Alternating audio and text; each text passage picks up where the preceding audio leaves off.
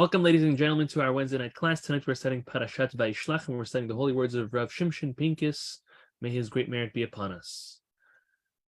After Jacob leaves the house of Lavan with his family and all his belongings, he splits his family and his flock into two different groups in order to prepare for this meeting that he has with his brother Esav. After he crosses the river, he realizes, the Torah tells us, that he forgot some vessels and he went back for them. We all know that after and when he goes back for them, he meets the angel of Esav, and they literally get into a war. And this war was very severe. The dust of the sand of them fighting Jacob and the angel of Esav raised all the way up to the foot of Hashem's throne. Just for us to imagine how powerful this war was, this battle was, it's not something simple at all. Can you imagine a human being fighting an angel? Put that out there. And Jacob was fighting with all his might for every aspect of Judaism, says Rav Pincus. Not just for then and that moment and his family, but for all future generations to come. He fought for Torah study, he fought for tefillah, for prayer, he fought for the fear of Hashem, he fought for tzniut, for dignity, he fought for kedusha, for holiness, he fought for every aspect of Am Yisrael to come. Now he overcame the angel of Esav in almost every way, with except one problem, is that he was hit in the thigh and damaged because of that permanently, on a physical level, and most importantly, and unfortunately, on a spiritual level forevermore. The angel succeeded to get him there, explains Rav Pincus, and that result lingers until this very day. As the verse says, Ad bo hashemesh, until dawn, which the Zohar explains means until the coming of the Mashiach, we're still going to have this spiritual limp. Take a look at your screen, and the verse is in Genesis chapter 32, verse 25. Vayivater Yaakov levado. And Jacob was left alone. Vaye'avek ish imo ad alot hashachar, and he wrestled with a man. The Talmud explains who was this man. It was the angel of Esav. He was wrestling with him until the break of dawn. When is ad alot hashachar? Until the break of dawn, explains the Zohar, until the coming of the Mashiach. Okay. After this battle between Jacob and the angel of Esav, the Jewish people were have completely reached their optimal state, and they were almost ready for Mashiach, Jacob and his children. But there was a major exception, and there was one flaw, and that was, unfortunately, that Bnei Israel are limping because of that hit, because of that cheap shot in Jacob's thigh. Bnei Israel were limping. So the Zohar explains what exactly does that mean, limping. The Zohar explains that the damage caused by the angel was done specifically, or the results were specific to those who support Torah. What does that mean? Rav Pincus explains. That means just as legs and thighs support and hold up the body, so too the legs of the Torah are the ones who support the Torah study and allow the Torah study to continue. Meaning, just as when Pincus says, just as when the body is healthy, but the legs are damaged or lame, there's a major problem. The same is with Torah. No matter how much great Torah is being studied, but if there is no supporters, then the Torah cannot exist. So what the verse is telling us, what the Zohar is telling us, is that the supporters of Torah, or the support of Torah, is what was damaged during this fight. Jacob embodies the Torah. He was the third patriarch. Tiferet, Emet, Torah was all Jacob's traits.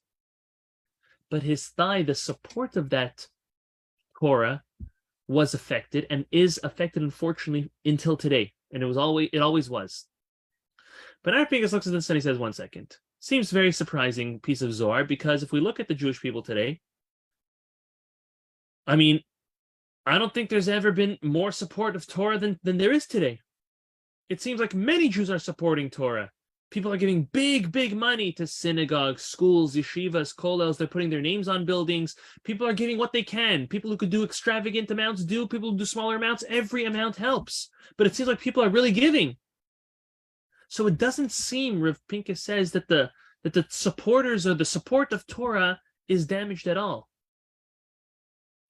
So he says a fascinating concept. It's hard to swallow this, but it's very important. That the truth is, Rav Pincus says, there are many Jews who support Torah organizations, all types. But there are very few who assume and feel the burden of the responsibility to support Torah at all costs. He says the proof is when a Torah organization calls desperately for money. They really need to pay their rabbis, their teachers. They really need to pay their rent, whatever it may be. Okay, most people will go 180, 260, 360, $1,000. Big sums of money, which helps 100%. But there's obviously more needed. Why doesn't the person just fully assume the responsibility? He explains the differences between a supporter and one who feels responsible is the following. If you feel responsible, it's personal responsibility. It's like if a person needs to get something done at home, for their own house, for their children, they know that if they don't do it, it's not going to get done. People don't have the same mindset. They think someone else will pick up the tab, someone else will help. And everyone just keeps on passing it on. No matter how much they give $10,000, $100,000.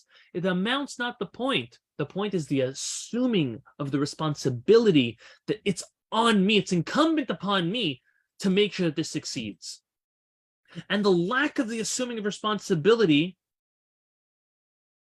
of supporting Torah is specific to supporting Torah.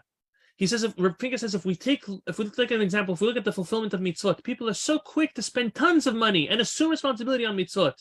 Etrog, people can spend $100, $200, $300 on an etrog, no problem. They don't bat an eyelash. Tefillin, hundreds, if not thousands of dollars.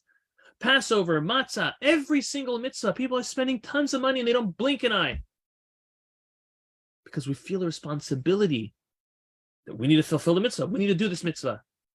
And we'll help others even do mitzvot. When it comes to Torah study, though, it's a different feeling, Rav Pincus says. This is because Jacob symbolizes the Torah and his thigh was damaged to support. And that is leaving eternal consequences. Now, this concept of long-term damage from the hit that the angel of Esav hit Jacob, of assuming responsibility on Torah, is not limited to supporting Torah. It applies to all aspects of Torah. I'll give you an example. Rav Pincus says the Chafetz Chaim wrote or said back in the day, over 100 years ago, that if a 15-year-old did not know the entire Talmud, not by heart, but knew it well, they were considered to be late, defected even. And for Shidduchim, they'd have an issue. 15 years old. You don't know our problem? Our problem is that we don't feel the need to know everything, and we don't care about it. We say we can't learn, we can't remember so much, but the real reason why we can't and why we don't, what Pincus says, is because we don't feel the burden and the responsibility to. Every Ben Torah, every religious person understands they need to pray Shachrit, Mincha, and Arvit, morning, afternoon, and evening services every single day. With a minyan is proper, without a minyan, at least alone of kind. We don't miss prayers, no matter what it is, even if we have to pray alone. Why? Because it's for a mitzvah of prayer. That's not Talmud Torah, it's not learning Torah. So we assume the responsibility to pray. We feel the burden. By all mitzvot, tefillin, we never miss a day of tefillin. Matzah, we always have matzah. Mezuzot, Shabbat, every mitzvah, even rabbinical mitzvahs. Hanukkah's coming up. Who misses lighting the Hanukkah candles? But when it comes to knowing the daf or learning the daf yomi, when it comes to learning halakha in great depth and knowing and reviewing and learning more and more, it's fine to know it's so-so. It's fine not to know it's so good. Why? Because this is our struggle. And when we recognize this, we'll realize now we know why it's so hard and we need to put more emphasis on it. Our greatest struggle of Bnei Israel is a consequence because of the fight of the angel that struck Jacob. We have to know that there are those who can succeed and those who have succeeded in supporting Torah and in knowing Torah. Why? For one reason and one reason only. Because they assume the responsibility of Torah. They assume the financial responsibility of Torah. They assume the responsibility upon themselves to know and remember Torah. What we have to know, what Pincus says, is we can do it too. We can assume responsibility. We can learn enough Torah and enough Musar to really realize how important it is and privilege it is to be a supporter of Torah, and to start assuming responsibility on the support of Torah, and assuming responsibility on to know and the knowledge of Torah. When we start doing that, that is all the difference. And that's the difference between doing and being. Doing is great, but once you do it so well, then you become it. And we want to become Torah. We want to become a supporter of Torah. We want to become one who knows Torah. We don't want to just do Torah, just learn Torah, just give to Torah. We want to be a support, and we want to know. May HaKadosh Baruch Hu bless us with the wisdom and the insight to always be able to assume the responsibility of supporting Torah and to assume the responsibility of knowing Torah. Amen.